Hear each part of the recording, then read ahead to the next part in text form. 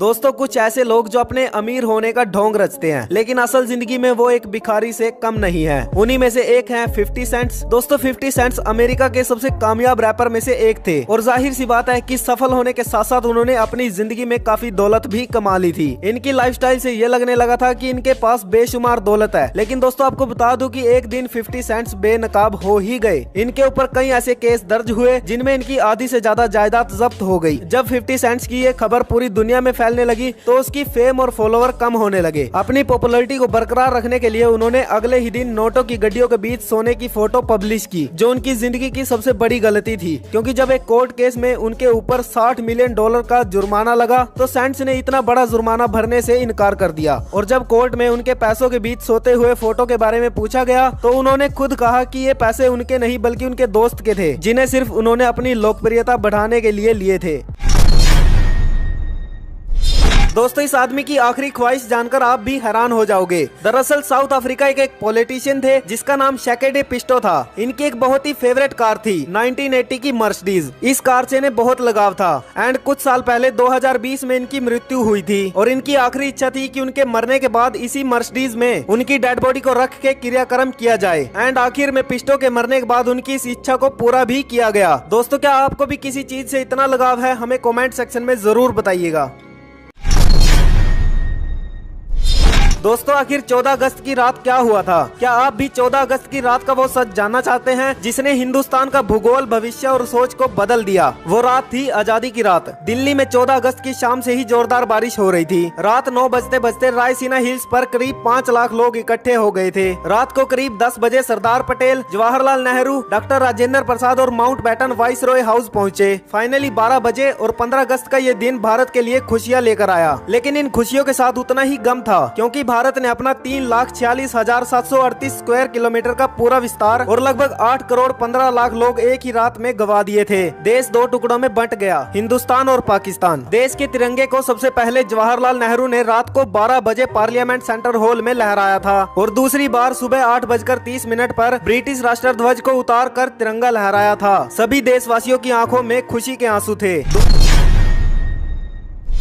दोस्तों देखिए कैसे मेजर मोहित शर्मा ने अपना दिमाग लगाकर बड़ी ही चालबाजी से आतंकियों को ढेर किया था। तो दरअसल ये बात साल 2004 की है। सबसे पहले तो मेजर मोहित शर्मा ने अपना नाम और हुलिया बदला, फिर उन्होंने लंबी दाढ़ी मूछ रखकर अपने हाव भाव आतंकियों की तरह बना लिए और इफ्तिकार भट्ट अपना नाम रखा। कुछ दिनों बाद वो 2 आतंकियों के कॉन्टेक्ट में आ गए। मेजर मोहित शर्मा ने दोनों आतंकियों को ये कहकर विश्वास दिलाया कि इंडियन आर्मी ने उनके भाई को साल 2001 में मारा था और अब वो भारतीय सेना से अपने भाई की मौत का बदला लेना चाहता है। दोनों आतंकियों को मेजर की बातों पर विश्वास हो गया। कुछ दिनों बाद एक आतंकी को उन पर फिर शक हुआ तो मेजर ने अपनी राइफल फेंकते हुए उनसे कहा कि अगर तुम लोगों को मुझ पर विश्वास नहीं है तो मुझे गोली मार दो। ये सुनकर वो दोनों आतंकी सोच में पड़ गए कि इसे मारे या ना मारे, और इसी समय का फायदा उठाते हुए मेजर ने अपनी 9mm की पिस्तौल से दोनों आतंकियों को मौत के घाट उतार दिया और साल 2009 में एक अन्य ऑपरेशन के दौरान वो शहीद हो गए।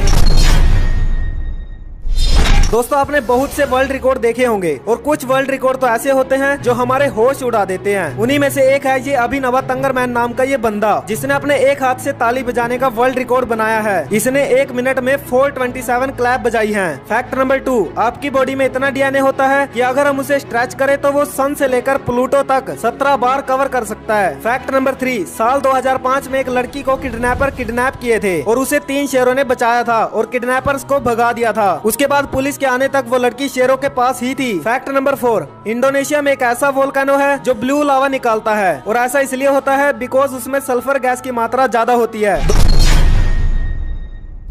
दोस्तों क्या होगा जब किसी मॉन्स्टर बाइक में नुकीले लोहे के टायर लगा दिए जाएं? क्या वो बाइक चल पाएगी या नहीं चल पाएगी? ये जानने के लिए वीडियो को एंड तक जरूर देखिएगा। दोस्तों इस एक्सपेरिमेंट को किया है मिस्टर इंडियन हैकर ने, तो इस वीडियो का पूरा क्रेडिट उन्हीं को जाता है। सबसे पहले मिस्टर इंडियन हैकर ने एक मॉन्स्टर बाइक मंगवाई, उसके बाद लोहे के नुकीले टायर बनाए, फिर उन लोहे के नुकीले टायर पर पेंट किया ताकि वो और भी अच्छे दिख सके। सो दोस्तों जब तक मिस्टर इंडियन हैकर इन लोहे के नुकीले टायर्स को इस बाइक में फिट कर रहे हैं, आप वीडियो को लाइक और चैनल को सब्सक्राइब कर लीजिए। दोस्तों हमारी रियल मॉन्स्टर बाइक बनकर तैयार हो चुकी है, तो अब देख लेते हैं कि क्या ये बाइक चल पाएगी या नहीं। गाइस जैसा कि आप सभी को दिख ही रहा होगा कि ये बाइक अच्छी तरह से चल रही है, बट चलने में लोड थोड़ा ज्यादा पड़ रहा है।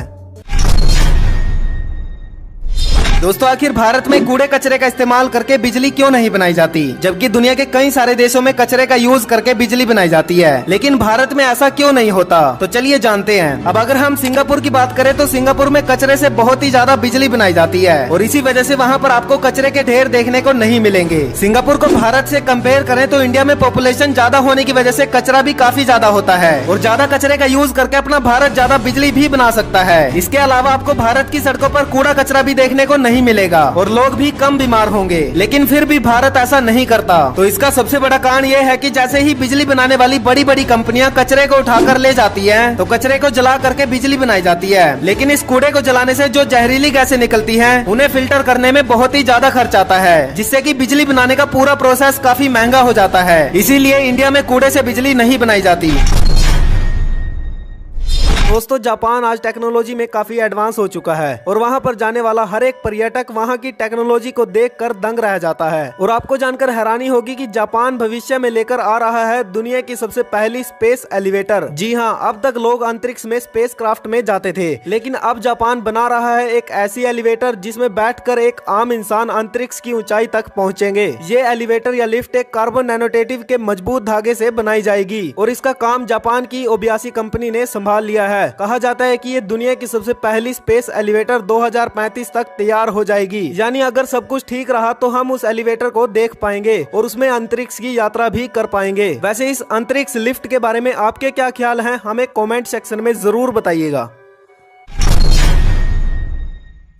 दोस्तों बहुत से ऐसे आलसी लोग होते हैं जो कुछ दूर भी पैदल नहीं चलना चाहते। उन्हीं लोगों के लिए बनाया गया है ये गैजेट जिसका नाम है इलेक्ट्रिक स्कूटर, जो कि बहुत ही आसानी से वर्क करता है और पूरी तरह से इस टूल को सेंसर युक्त बनाया गया है। खास बात यह है कि आप इसे अपने स्मार्टफोन से भी कनेक्ट कर सकते हो और गूगल मैप के द्वारा भी आप इसे चला सकते हो। और दोस्तों अगर ये चलाते समय रास्ते में गड्ढे या सीढ़ियां आ जाए तो इसका वजन इतना हल्का बनाया गया है कि आप इसे हाथ में उठाकर भी चल सकते हो। ज्यादा से ज्यादा इसका वजन 5 से 6 किलो के बीच में होता है और बड़े ही आसान तरीके से आप इसे फोल्ड भी कर सकते हो। आप इसे अपने ऑफिस वर्क के लिए भी प्रयोग में ला सकते हैं।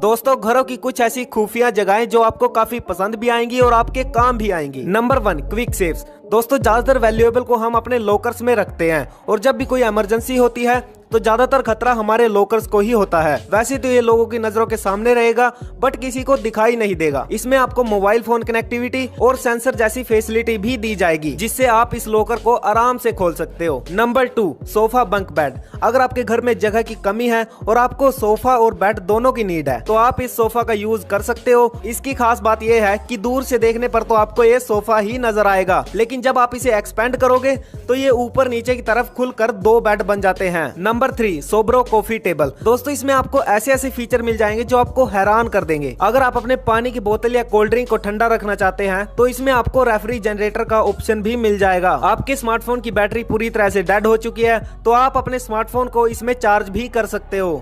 दोस्तों आज हम बात करेंगे प्रोफेसर स्टीफन हॉकिंग से एक इंटरव्यू में हुए कुछ सवालों की। प्रोफेसर स्टीफन हॉकिंग से हुआ पहला सवाल है कि क्या कभी ब्रह्मांड का अंत होगा और अगर हाँ तो इस अंत के बाद क्या होगा। प्रोफेसर स्टीफन हॉकिंग जवाब में कहते हैं कि एस्ट्रोनॉमिकल ऑब्जर्वेशन हमें बताते हैं कि हमारा ब्रह्मांड फैलता जा रहा है। ब्रह्मांड का जन्म बिग बैंग की घटना से हुआ था, लेकिन इसका कोई अंत नहीं है। कोई ये भी पूछ सकता है कि बिग बैंग से पहले क्या था, लेकिन इसका जवाब भी यही होगा कि जैसे दक्षिणी ध्रुव पर पहुंचकर दक्षिणी दिशा लुप्त हो जाती है, उसी तरह बिग बैंग से पहले भी कुछ नहीं था, क्योंकि बिग बैंग एक शुरुआत है। इस शुरुआत से पहले कैसे कुछ हो सकता है। दूसरा सवाल, मृत्यु के बाद हमारी चेतना का क्या होगा, आप क्या मानते हैं। प्रोफेसर स्टीफन हॉकिंग जवाब में कहते हैं कि मैं मानता हूं कि हमारा मस्तिष्क एक कंप्यूटर और चेतना उसके प्रोग्राम की तरह है। ये प्रोग्राम उस वक्त काम करना बंद कर देता है जब उसका कंप्यूटर टर्न ऑफ हो जाता है। सिद्धांततः हमारी चेतना की रचना न्यूरल नेटवर्क पर फिर से की जा सकती है, लेकिन ऐसा करना बेहद मुश्किल है। लावा रिवर, इसका नाम भी शायद ही आपने सुना होगा। अब आप एक ऐसी घटना को देखने जा रहे हैं जिसे देखकर आपके होश उड़ जाएंगे। ऐसी घटना को इससे पहले कभी नहीं देखा गया था।